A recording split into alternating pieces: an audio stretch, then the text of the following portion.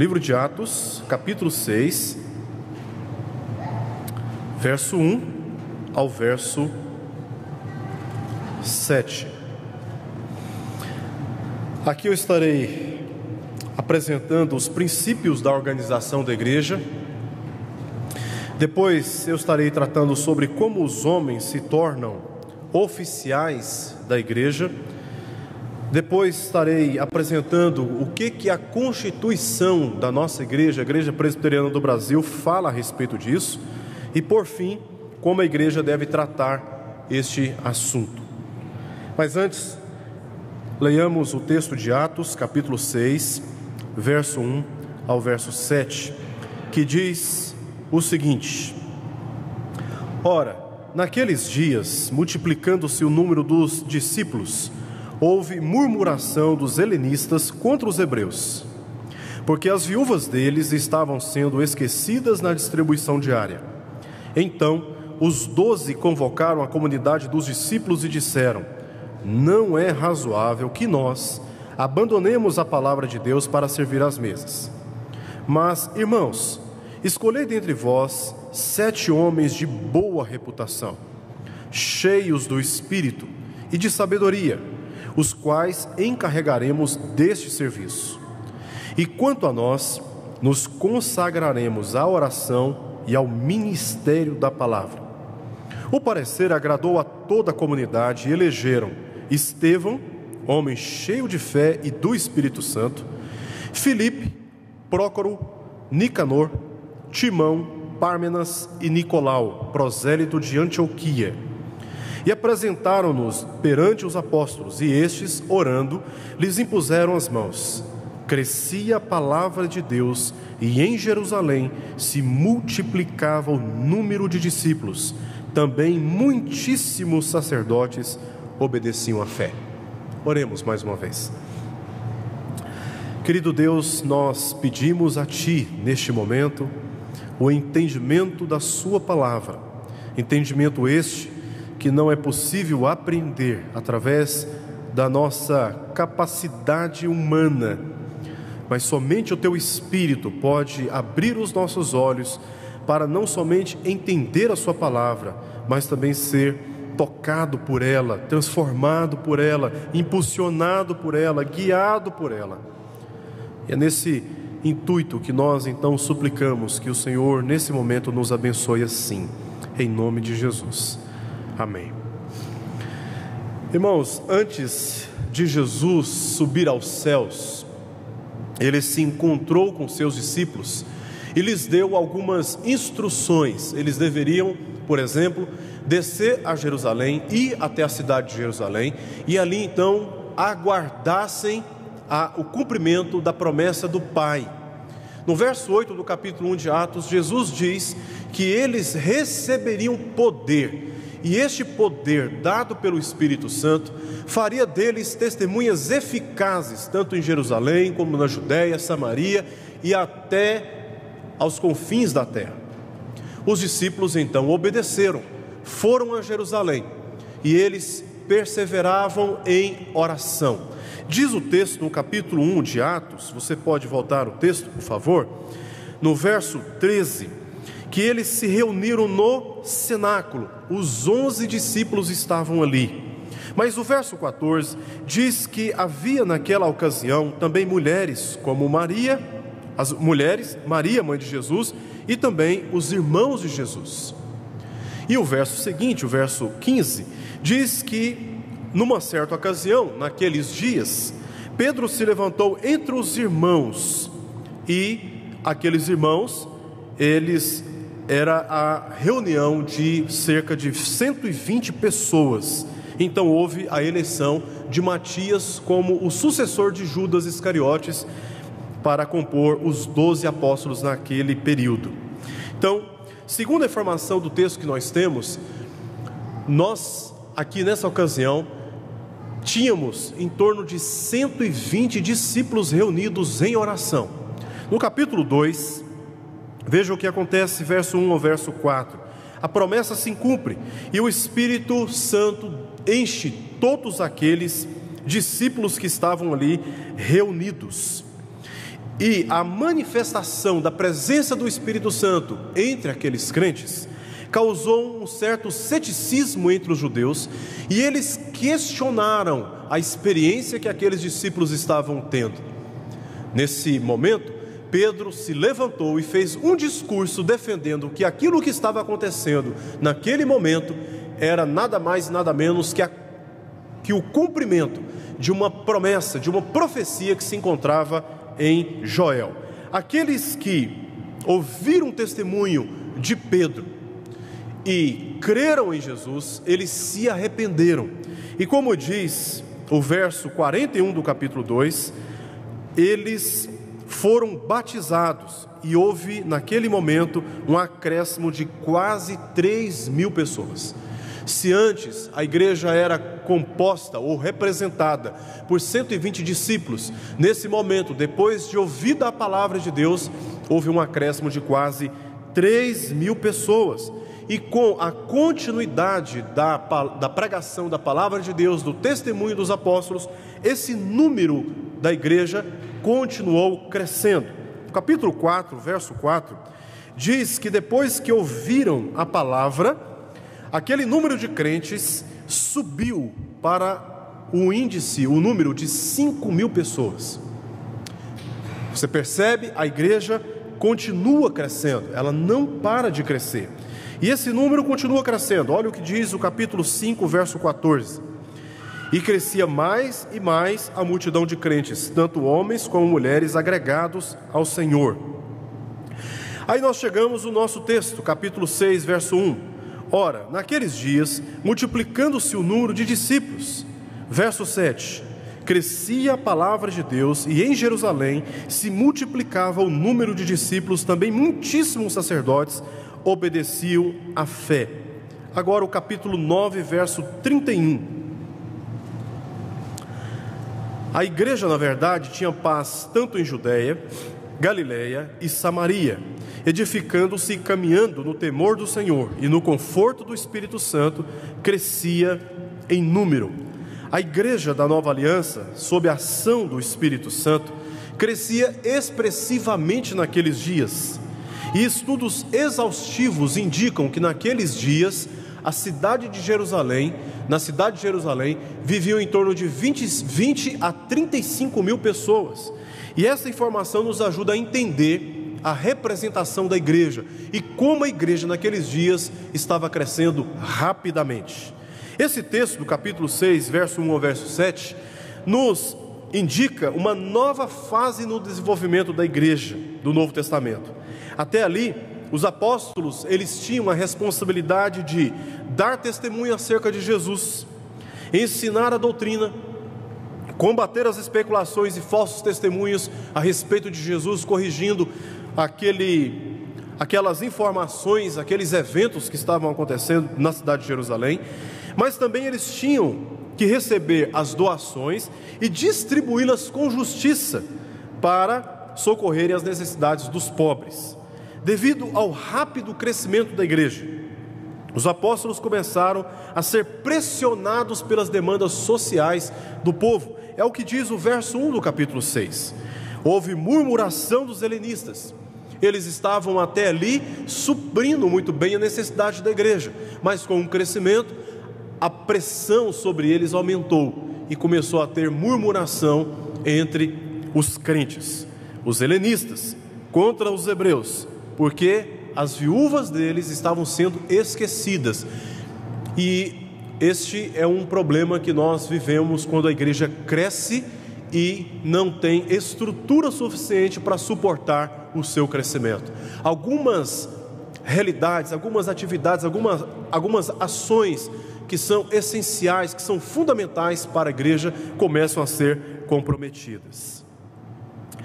E os apóstolos, eles tinham a tarefa principal de pregar a palavra de Deus, e eles não podiam comprometer essa tarefa que somente eles, por determinação de Jesus, poderia fazer naquele período. Capítulo 6, o verso 2, eles dizem: não é razoável que nós abandonemos a palavra de Deus. Eles não estão negando a tarefa dos pobres serem socorridos, mas eles estão reivindicando o dever de proteger aquilo que para eles era a principal tarefa naquele momento, que era a pregação da palavra de Deus. Eles tinham também a responsabilidade de organizarem a igreja. É o que diz o verso 3. Eles propõem à igreja, eles determinam à igreja que fossem escolhidos 7 homens entre ela, para que fossem eleitos a fim de serem encarregados dessa tarefa social. E o final do verso 3 diz: os quais encarregaremos deste serviço. Ou seja, essa tarefa era uma tarefa que competia aos apóstolos. Eles é quem encarregariam os homens, uma vez eleitos pela igreja, dessa tarefa. Então, o papel dos apóstolos aqui indica também o dever de organizar a igreja. E eles tinham também o dever de exercerem autoridade ou governo.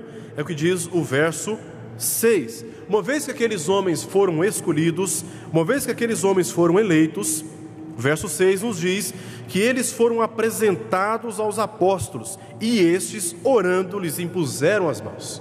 Então, nós percebemos neste texto que os apóstolos, eles tinham o dever de pregarem a palavra de Deus, eles tinham o dever de organizarem a igreja, e eles tinham sobre a igreja autoridade, eles tinham a responsabilidade de dirigirem o governo da igreja naquele momento. E os irmãos entendiam muito bem isso, por isso os homens que foram eleitos foram apresentados diante dos apóstolos, e eles então oficializaram aqui uma atividade que era encarregada por esses oficiais, de cuidar dos necessitados. Dessa maneira, os apóstolos, eles se consagrariam à oração e ao ministério, ou ao serviço da palavra, é a tradução alternativa aqui no texto.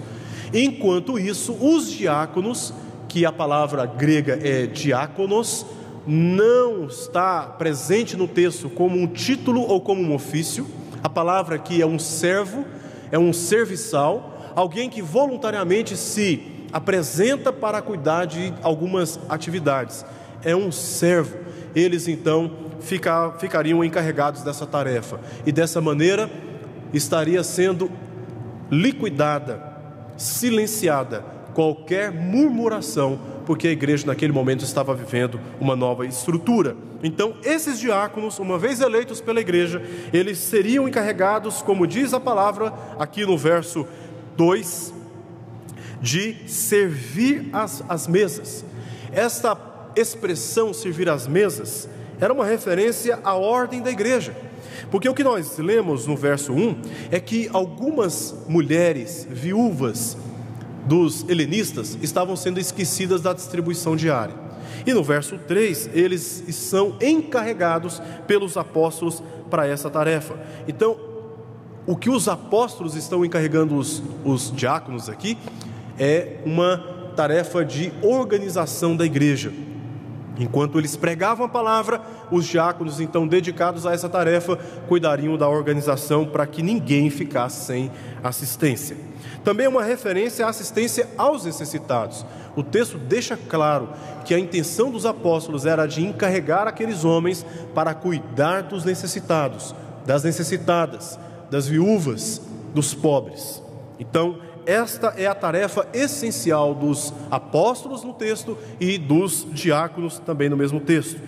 Ou seja, quanto aos diáconos, o diaconato nasceu para permitir aos presbíteros, aos apóstolos, que se concentrassem na esfera espiritual da igreja. Aqui nós temos a figura do apóstolo. Posteriormente, com o crescimento da igreja, os mesmos apóstolos, eles elegeram, eles orientaram, eles instruíram a oficialização, a implementação de presbíteros na igreja. E esses presbíteros ou episcopos, eles nasceram com a tarefa de pastorearem a igreja sob a determinação dos próprios apóstolos. O que nós temos aqui são as bases de uma organização eclesiástica na igreja primitiva, na igreja do primeiro século. Então, com esta breve exposição do texto, nós vimos quais eram as tarefas essenciais dos apóstolos diante da igreja e quais eram as tarefas essenciais dos diáconos. Pois bem, segunda parte aqui da nossa exposição é como os homens eles se tornam oficiais na vida da igreja. E nós veremos agora que, de acordo com aquilo que entendemos na Escritura, os homens se tornam oficiais na igreja por desejo de ser um oficial, também por qualificação e também por exame. Então vamos primeiramente tratar sobre o que a Bíblia fala a respeito de desejo. Quem sabe entre nós alguém que aspira o episcopado. Diz 1 Timóteo 3:1 o seguinte: fiel é a palavra. Se alguém aspira o episcopado, e a palavra episcopos no Novo Testamento dá-nos a tradução para a palavra presbítero. Então, se alguém aspira o episcopado ou presbiterato, excelente obra deseja. No capítulo 3 de 1 Timóteo, verso 8, agora referindo-se aos diáconos, o texto começa dizendo: semelhantemente quanto aos diáconos, ou seja, do mesmo modo, tratando-se dos diáconos. Então, o texto deixa claro que o primeiro passo para o presbiterato ou para o diaconato é um desejo por isso, e o desejo para ser um oficial na igreja não é pecado ou mera busca de autopromoção, mas pode ser o resultado de uma intervenção do Espírito Santo no curso de determinados homens dentro da igreja.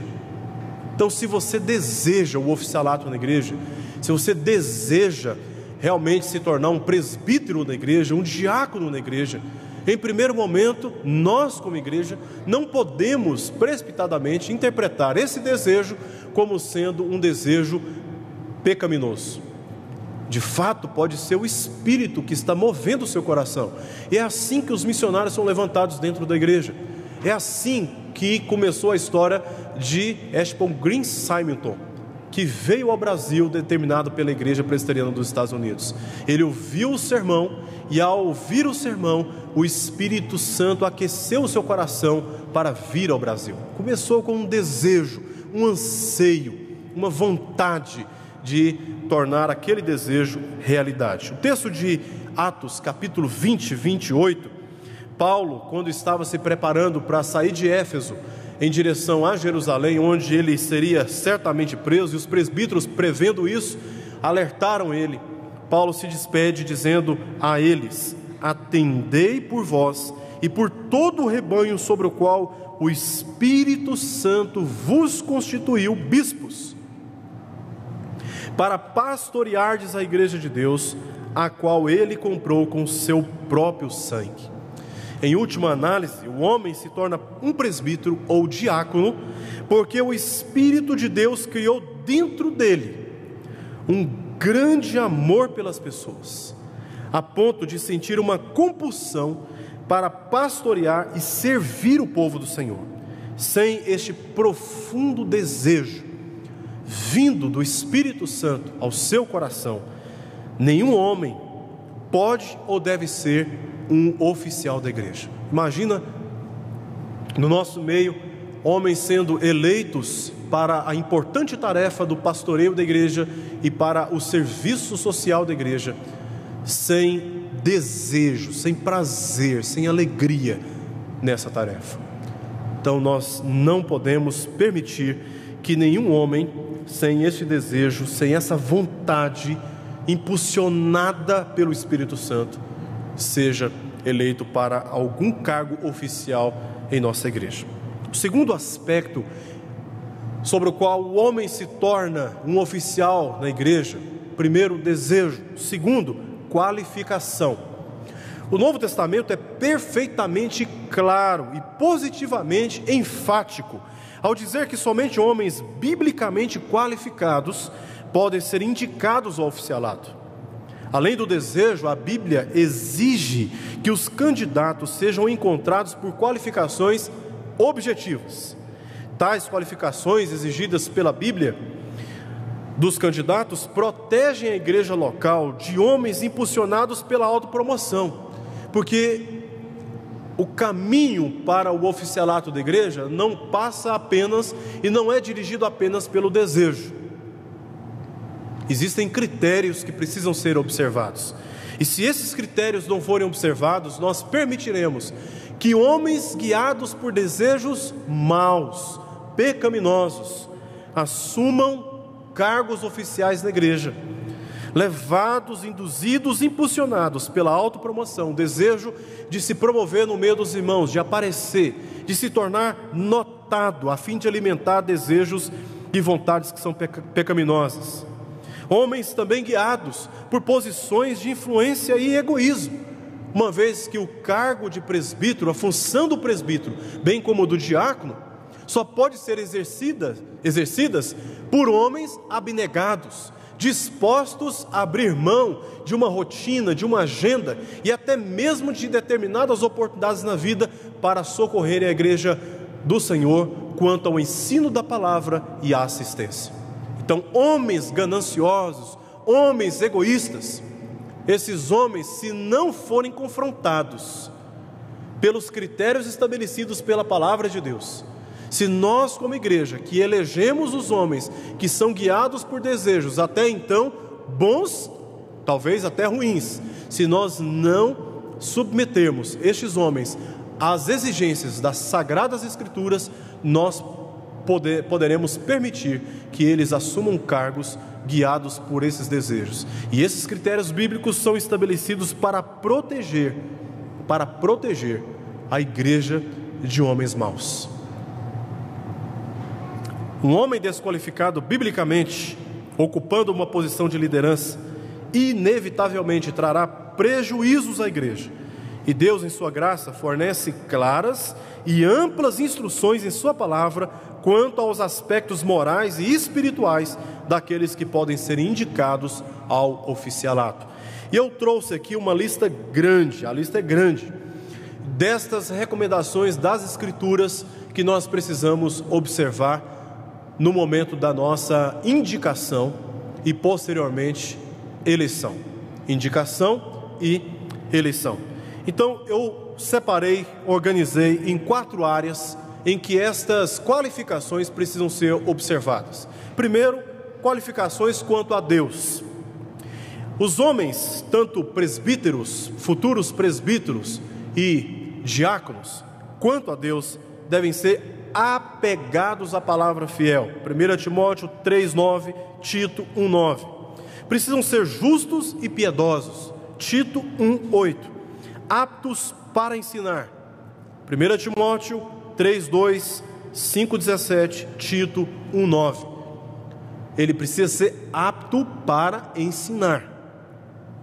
Eles precisam ser irrepreensíveis, gente acima de qualquer suspeita moral, gente confiável, gente idônea, gente respeitável, gente cujo testemunho inspira a igreja. Ele se destaca não pela sua oratória, não pelo seu poder econômico, não pela sua profissão, ele se destaca pelo caráter no meio da igreja. É gente irrepreensível. Não podem ser neófitos, 1 Timóteo 3,6, ou seja, ele não pode ser novo na fé. Como diz 1 Timóteo 3,10, na sequência do texto, eles precisam ser homens experimentados. Não significa que tem que haver cabelos brancos.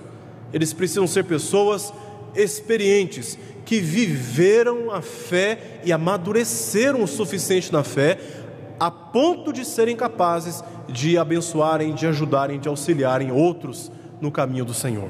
Precisam ser pessoas experientes. E, quanto a Deus, por fim, precisam ser amigos do bem. Tito 1,8.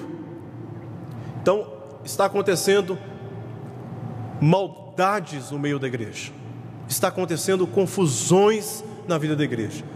Este homem, candidato a presbítero, candidato ao diaconato, é aquele que no meio da confusão, no meio das guerras, no meio dos conflitos, no meio dos tititis, no meio das ofensas, ele se levanta e promove ações que são benéficas para a restauração, para a cura e para a ordem da igreja. Ele não fica instigando, ele não fica alimentando o conflito. Ele é amigo do bem, porque ele tem um compromisso com Deus, e ele vive com Deus. Ele é cheio do Espírito Santo e do temor do Senhor. Então, a lista quanto a Deus que a Escritura nos dá: apegados à palavra, justos e piedosos, aptos para ensinar, irrepreensíveis, não sejam neófitos, porém experimentados e amigos do bem. Segundo, quanto aos outros, o que a Escritura recomenda que observemos sobre aqueles que desejam o oficialato na igreja? Primeiro, eles devem ser homens de uma só palavra. Se ele prometeu, ele cumpre. Homens de uma só palavra, pessoas que se pautam na verdade, pessoas que não dão ouvidos à mentira, pessoas que não são fáceis de enganar, porque são pessoas baseadas numa palavra, e a palavra sobre a qual eles se baseiam é a palavra da verdade. Homens de palavra. Segundo, são homens respeitáveis. Ele não vive na dúvida, na obscuridade de determinadas condutas e comportamentos que para a comunidade são questionáveis. E a preocupação da Escritura para esse ofício, seja do presbítero ou do diácono, é que sejam levantados, que sejam eleitos aqueles que se tornarão padrão aos fiéis, aqueles que se tornarão referência aos fiéis. Então não podem ser eleitos pessoas cuja conduta, cujo testemunho não seja respeitável dentro da comunidade. Terceiro, eles precisam ser hospitaleiros. A hospitalidade neste contexto era algo extremamente importante, porque não havia hotéis, não havia pensões no contexto da Palestina, e as pessoas elas viajavam muito de um lado para o outro, e a hospitalidade não era apenas receber alguém na sua casa, era o testemunho de pessoas piedosas, generosas, com seus corações abertos, prontos para atender às necessidades dos necessitados. E essa recomendação se aplica não apenas aos diáconos, mas também aos presbíteros. Precisam ser homens generosos, precisam ser homens doadores, homens que sejam realmente sensíveis às necessidades dos outros. Eles precisam ser inimigos de contendas. 1 Timóteo 3,3. Não violentos, porém cordatos. 1 Timóteo 3,3. Tito 1,7. Tem bom testemunho dos de fora, não somente aqui dentro da igreja, mas se fizermos uma investigação no caminho que esses homens percorrem no meio da semana, nós precisamos encontrar um rastro de boas considerações a respeito dele, elogios, por causa da conduta provada de serem homens de Deus lá fora, na comunidade, na maneira como tratam os negócios, na maneira como tratam os seus patrões, na maneira como tratam os seus funcionários, na maneira como trata aqueles que te cercam na faculdade, nos estudos, aqueles que te veem, como eles dariam testemunho, como eles falariam a seu respeito. Isso precisa ser examinado pela igreja antes da indicação e antes também da eleição. Eles não podem ser arrogantes. Tito 1,7. Eles ocuparão funções de destaque na vida da igreja. E eles não podem ser arrogantes, porque é muito fácil se posicionar diante da igreja e alimentar vaidades, alimentar o orgulho e começar a achar que é importantíssimo e insubstituível na vida da igreja, a ponto de se apegar ao cargo e não abrir mão daquele cargo de modo algum, porque ele julga ser essencial para a vida da igreja e acha que é melhor do ponto de vista também espiritual. Não, homens que às vezes têm muitas dessas indicações, mas que dão provas de arrogância, sinais de homens orgulhosos, eles não podem ser indicados para estas funções importantes na vida da igreja. Não podem ser cobiçosos de sórdida ganância, 1 Timóteo 3:8 e Tito 1:7. E esta referência está relacionada ao diaconato lá em 1 Timóteo. Porque naquele contexto, os diáconos que recebiam dos apóstolos as doações para serem distribuídas aos necessitados, aos pobres, se eles fossem orientados por uma ganância, por uma sórdida ganância, ao receber as doações, eles poderiam corromper, fraudar, eles poderiam desviar as verbas, as contribuições dos santos, para benefício próprio e não para benefício da igreja. Então esses homens, eles precisavam ser provados pela igreja como homens não cobiçosos de sórdida ganância, é o que diz o texto de 1 Timóteo 3:8 e Tito 1:7. Então, quanto a Deus, já foi dito, quanto aos outros, homens de uma só palavra, respeitáveis, hospitaleiros, inimigos de contendas, não violentos, porém cordatos, que tenham bom testemunho dos de fora, não arrogantes, não cobiçosos de sórdida ganância. Quanto aos outros. Agora, com relação a si mesmos, o que a Escritura recomenda como qualificações que precisam ser observadas desses homens? Primeiro, eles precisam ter domínio de si, Tito 1:8. Homens equilibrados, serenos, que não se abalam, não se escandalizam e que não reagem a qualquer situação. São homens que têm domínio de si, que pensam bem antes de pronunciar qualquer palavra na vida da igreja ou mesmo nas reuniões de concílio a que pertencem.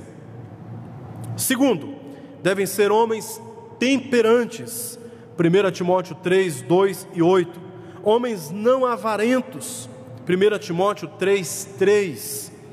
Homens sóbrios, 1 Timóteo 3:2, Tito 1:8. Homens não irascíveis, homens que não se entregam à ira facilmente, homens que não se indignam por qualquer coisa,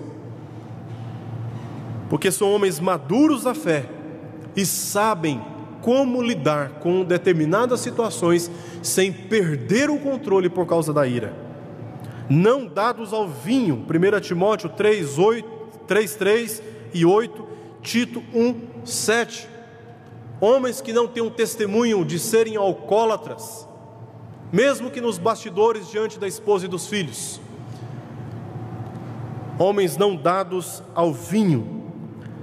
Já vimos quanto a Deus, quanto aos outros, em relação a si mesmos, mas a Bíblia fala também de algumas qualificações relacionadas à família destes homens. Diz que, em primeiro lugar, em 1 Timóteo 3:2 e 12 e Tito 1:6, que eles precisam ser homens de uma só mulher. Homens de uma só mulher. Então, ao indicar qualquer nome, a igreja precisa examinar essas qualificações. A primeira igreja presbiteriana de Goiânia não recebe indicações de homens que vêm de segundo, terceiro, quarto, quinto casamentos. Por quê? Porque o entendimento teológico que nós temos é que o casamento, ele é um só aos olhos de Deus. O cônjuge com quem você faz aliança, é um só diante de Deus. Esses homens precisam ser casados, precisam ser maridos de uma só mulher. E a razão é muito fácil de nós compreendermos na Escritura. Já foi dito, esses homens serão colocados em posições de destaque na vida da igreja.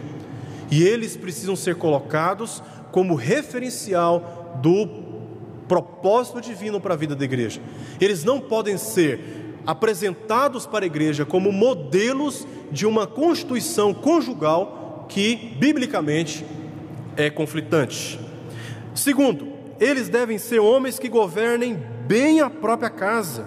1 Timóteo 3, 4 e 12, Tito 1, 6. E a lógica aqui do apóstolo Paulo a Timóteo, sobre essa qualificação de governar bem a própria casa, está presente no texto. É porque se ele não consegue administrar bem a sua casa, do ponto de vista da liderança espiritual, se ele não consegue administrar bem a sua casa, como ele conseguirá administrar, governar a igreja que é muito maior? O princípio é: se não é possível ser fiel no pouco, sobre muito ele não conseguirá muito mais. Então o critério da Escritura é que ele governe bem a sua própria casa.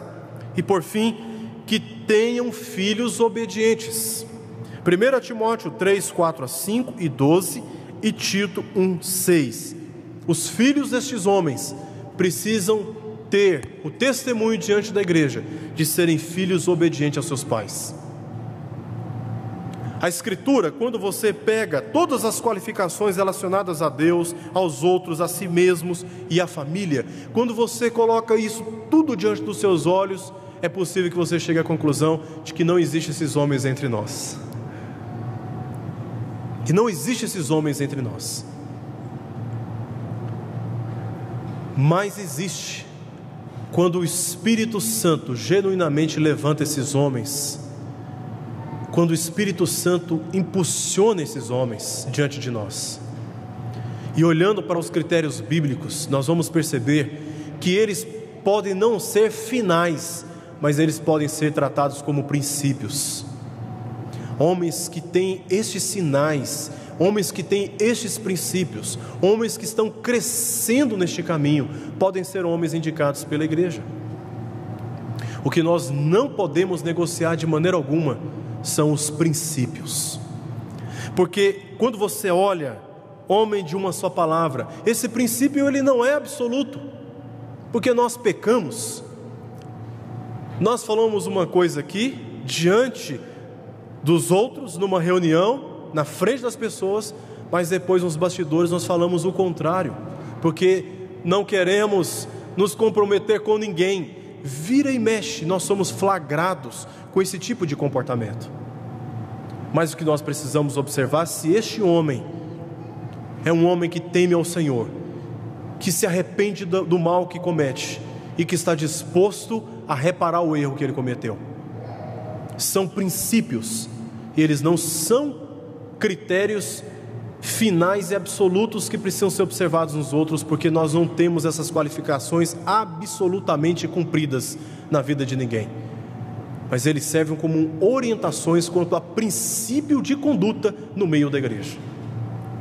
Nós já falamos aqui sobre o desejo, as qualificações, e agora o exame que precisa ser praticado pela igreja quanto a esses homens que querem se tornar oficiais na vida da igreja. Deus requer do presbítero ou diácono uma tarefa muito séria. Por esse motivo, ele deve ser alguém que se destaca, não pelo seu status social na igreja, devido à sua gradação acadêmica, financeira, material e até mesmo histórica. Gente que está na igreja já há muitos anos, e aí, ingenuamente, a igreja pode chegar à conclusão de que, como ele é um membro antigo, ele merece o cargo de presbítero.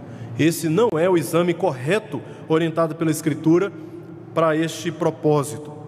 Mas eles devem se destacar no caráter e na espiritualidade. Neste sentido, examinar os candidatos ao presbiterato é uma tarefa necessária à igreja. 1 Timóteo 3,10 diz: também sejam estes, se referindo aos presbíteros e diáconos, também sejam estes primeiramente experimentados e se mostrem irrepreensíveis, exerçam o diaconato. Também sejam estes primeiramente experimentados, no sentido de examinados. O texto de 1 Timóteo 5, 22 a 25, nos ensina que a avaliação humana quanto ao caráter e ações é necessária para evitar que pessoas erradas ocupem posições de responsabilidade na liderança da igreja. Os presbíteros e diáconos, como oficiais da igreja, naturalmente necessitam ser avaliados quanto ao desejo e qualificações para as funções indicadas. Precisam ser receptivos a todos os membros da igreja, que necessitam fazer perguntas ou solucionar dúvidas com respeito a eles mesmos, a fim de aprovarem ou não o candidato em ocasião oportuna. Então, Se você sente o desejo de ser um oficial da igreja, seja para o presbiterato, seja para o diaconato, esse desejo pode estar vindo do Espírito Santo. Isso precisa ser considerado, ou não. E a maneira de saber sobre, discernir sobre esses sentimentos do coração, é olhando para as qualificações das Escrituras, e a igreja pode te ajudar nesse aspecto. Qualificações quanto a Deus, quanto aos outros, quanto a si mesmo e quanto à família. Você preenche esses requisitos? Você está dentro destas exigências divinas para o oficialato na igreja? Se sim, o terceiro e último passo é o exame que a própria comunidade fará a seu respeito. E esse exame, ele é, portanto, necessário para que o seu nome seja indicado. Você não se indica, mas a comunidade, olhando esses critérios, deve indicar o seu nome. Se você é alguém que se destaca quanto ao caráter e à espiritualidade, quanto à abnegação, o desejo, o impulso e a disponibilidade para pastorear e servir a igreja do Senhor, o seu nome será indicado mediante um exame e, por fim, eleito ou não, de acordo com aquilo que o Espírito revelará através da Assembleia que se reunirá para esta finalidade. Pois bem, já vimos aqui os princípios organizacionais da igreja primitiva que orientaram o nascimento do ofício, futuramente do presbiterato, e também do diaconato. Já vimos aqui como o homem se torna um oficial na igreja do Senhor, presbítero ou diácono. E agora, nós precisamos observar o que a nossa Constituição, a Constituição da Igreja Presbiteriana do Brasil, diz a esse respeito. O nosso sistema de governo é orientado pela Escritura. E pela Escritura nós temos um regimento interno que orienta toda a parte administrativa da igreja, que é a nossa Constituição. Essa Constituição deve ser lida por todos os membros da igreja. Ninguém, membro de uma igreja, pode deixar de ler esse documento. Esse documento está disponível em nosso site. E a Constituição da Igreja Presbiteriana do Brasil fala a respeito da função do presbítero e do diácono. Antes da posse, antes da eleição, os candidatos são examinados pelo conselho. E esses assuntos são tratados com esses candidatos. Eles precisam revelar o compromisso de, uma vez eleitos, obedecerem aquilo que a Escritura diz quanto ao seu ministério na igreja, observando também o que a Constituição da nossa igreja diz. E a Constituição da nossa igreja, no artigo 50, referindo-se ao presbiterato, diz o seguinte: o presbítero regente, porque nós temos nas Escrituras esta noção de que o presbítero é o que nós chamamos aqui de pastor e aquele que nós chamamos de presbítero. O pastor, biblicamente falando, é aquele dedicado ao ensino, por isso ele é chamado de presbítero docente. Ele é alguém preparado por Deus, chamado por Deus, ele se dedica, ele se esforça ao ministério da palavra. E nós temos também os presbíteros regentes, que são aqueles que, juntamente com o pastor, se encarregam da administração da igreja. Então, diz o artigo 50, o presbítero regente é o representante imediato do povo, por ele eleito e ordenado pelo conselho para, juntamente com o pastor, exercer o governo e a disciplina e zelar pelos interesses da igreja a que pertencer, bem como pelos de toda a comunidade, quando para isso eleito ou designado. O artigo seguinte, artigo 51, fala para nós quais são as tarefas desse presbítero. Diz o seguinte: compete ao presbítero levar ao conhecimento do conselho as faltas que não puder corrigir por meio de admoestações particulares. Então a própria Constituição, ela nos ajuda a entender que esse presbítero é aquele que trata pessoalmente de necessidades pastorais da igreja. Ele pessoalmente se envolve, ele procura, ele vai atrás, ele se esforça. Ele não apenas fica dizendo: pastor, está acontecendo isso, isso e isso na igreja, vai lá resolver. Segundo o que rege a nossa Constituição, antes disso acontecer, o presbítero precisa se esforçar para tratar a situação. E caso ele não consiga pastorear determinadas situações, aí sim é que ele deve caminhar para o pastor. Segundo, auxiliar o pastor no trabalho de visitas. Então, a visitação não é um encargo apenas do pastor. O que diz a nossa Constituição é que as visitas é encargo de todos aqueles que forem eleitos para o presbiterato na igreja. É uma responsabilidade também do presbítero, e a igreja precisa observar isso como critério. Se a pessoa que você quer indicar ao oficialato é alguém que visita, é alguém que se dedica ao pastoreio da igreja, se ele tem esse testemunho, porque não pensa a igreja que a pessoa que não tem esse testemunho, que não tem essas qualificações, passará a ter depois que for eleito. Não terá. E a igreja poderá sofrer, por consequência, prejuízos de uma indicação ruim e também por uma eleição que não deveria acontecer. Terceiro, instruir os neófitos, os mais novos na fé, responsabilidade, segundo a nossa Constituição, dos presbíteros. Consolar os aflitos e cuidar da infância e da juventude da nossa igreja. Isso precisa ser observado pela igreja. É isso que diz a nossa Constituição. Diz também que eles devem orar com os crentes e pelos crentes. Informar o pastor dos casos de doenças e aflições. Perceba, como diz o artigo 50, o papel do presbítero é de auxiliar o pastor. Por que o presbítero regente tem essas funções? Alguém poderia dizer: mas espera aí, essas funções não são funções do pastor? É claro que sim, caso o presbítero não consiga mais tratar essas situações. Porque segundo o que nós já examinamos na Escritura, o presbítero docente, que é o pastor, ele precisa se dedicar às orações e ao ministério da palavra. E ele é auxiliado pelos presbíteros, porque o pastor que fica a semana inteira cuidando de questões administrativas e fazendo visitas, hospitais e tudo mais, ele pode, por consequência, por uma má administração de tempo, não encontrar oportunidade para se dedicar na palavra. E é ele que tem a responsabilidade de instruir a igreja, de ensinar a igreja. Ele deve estar disposto a visitar os doentes, os enfermos. Ele deve estar disposto a tratar das questões pastorais da igreja, e é função também dele, mas ele precisa priorizar a dedicação ao ensino da palavra de Deus. E nesse sentido ele conta com os presbíteros, e ambos pastoreiam a igreja.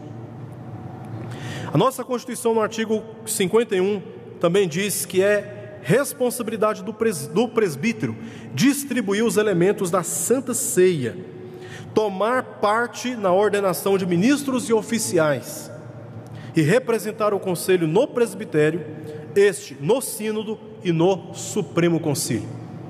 E no presbitério de Goiânia, presbitério que nossa igreja é jurisdicionada, nós temos lá 2 presbíteros que representam os interesses da igreja dentro do presbitério. A nossa Constituição fala sobre os presbíteros, sobre os deveres dos presbíteros, mas fala também sobre os diáconos. Artigo 53 diz o seguinte: o diácono é o oficial eleito pela igreja e ordenado pelo conselho para, sob a supervisão deste, ou seja, o diaconato, ele está sujeito ao conselho. Ele não está na mesma categoria de autoridade na vida da igreja. O diaconato, ele está sujeito ao conselho e é supervisionado por este, para dedicar-se especialmente, primeiro, à arrecadação de ofertas para fins piedosos. Segundo, ao cuidado dos pobres, doentes e inválidos. Então a junta diaconal, os diáconos precisam estabelecer uma organização que oriente o cuidado, como diz a nossa Constituição, dos pobres, doentes e inválidos da nossa igreja. Quarto, a manutenção da ordem e reverência nos lugares reservados ao serviço divino. E sexto, exercer a fiscalização para que haja boa ordem na casa de Deus e suas dependências.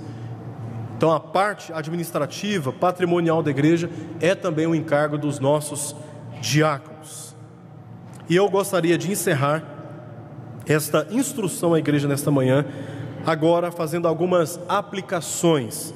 Como a igreja deve tratar este assunto? Já vimos aqui os princípios que orientaram a organização da igreja no primeiro século. Já vimos aqui como um homem se torna um oficial da igreja: desejo, qualificações e exames. Vimos agora o que a Constituição da nossa igreja diz a respeito desta função, desse ofício na vida da igreja.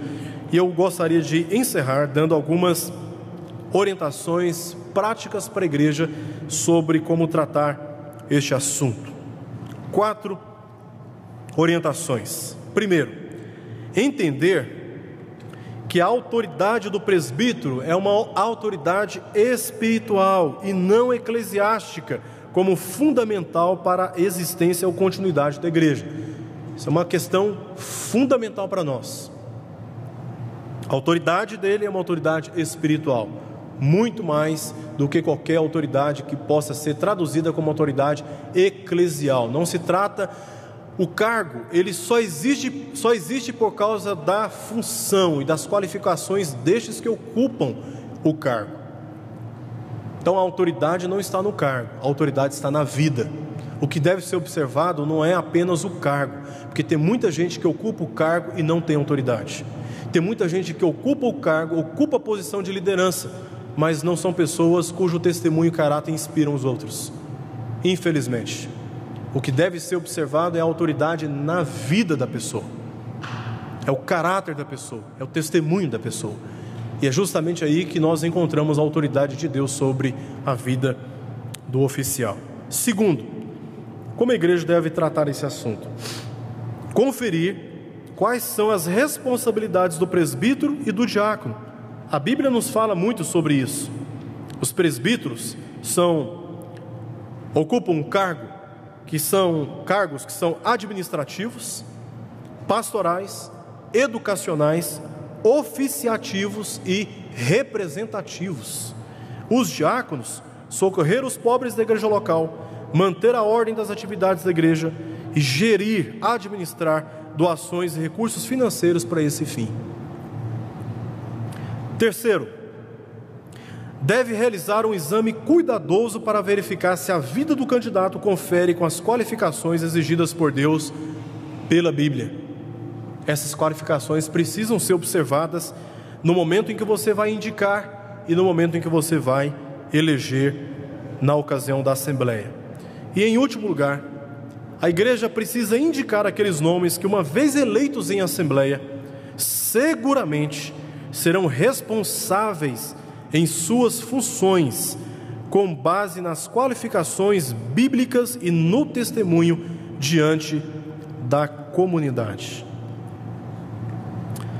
Voltando ao nosso texto de Atos, capítulo 6, eu gostaria de ler os 2 últimos versos, verso 6 e verso 7, que dizem assim: apresentaram-nos perante os apóstolos e estes, orando, lhes impuseram as mãos. Crescia a palavra de Deus e em Jerusalém se multiplicava o número dos discípulos, também muitíssimos sacerdotes obedeciam à fé. Esse pareceu bem àquela igreja. A organização da igreja exige a qualificação e a imposição de homens chamados por Deus para tarefas tão importantes, tão essenciais.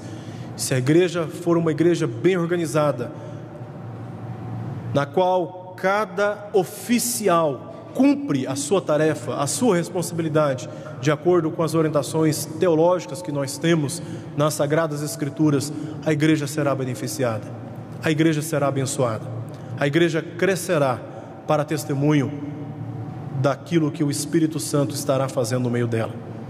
E a nossa oração é para que toda a primeira igreja presbiteriana de Goiânia, observando as instruções da palavra de Deus quanto a esses ofícios e oficiais, possa indicar nomes e eleger nomes que seguramente cuidarão do pastoreio e da assistência dos santos. Vamos orar? Vamos orar por este momento de preparação da igreja para a Assembleia dos Oficiais. E em seguida estarei impetrando a bênção.